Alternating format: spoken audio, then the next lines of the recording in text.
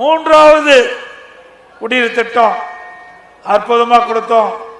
அது மட்டும் இல்லாம 409 கோடி ரூபாய் மதிப்பீட்டில் கோயம்புத்தூர் மாநகராட்சியுடன் புதிதாக இணைக்கப்பட்ட துடியலூர், வெள்ளக்கிணறு, விளாங்குறிச்சி, சின்னவேடம்பட்டி, சாவணம்பட்டி, காலப்பட்டி, குறிச்சி மற்றும் குனியமுத்தூர் ஆகிய 8 பகுதிகளுக்கு குடிநீர் பகிர்வான அபிவிருத்தி திட்ட பணிகள் அதிமுக ஆட்சி நடக்கும்.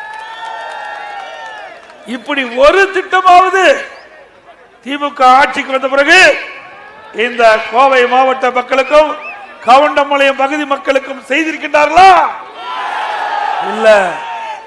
நாம அதிமுக ஆட்சியில கொண்டு வரப்பட்ட 3வது கூட்டு குடி திட்டத்தை திரு உதயநிதி ஸ்டாலின் வந்து ஸ்டிக்கர் ஒட்டி திறக்கிறார்.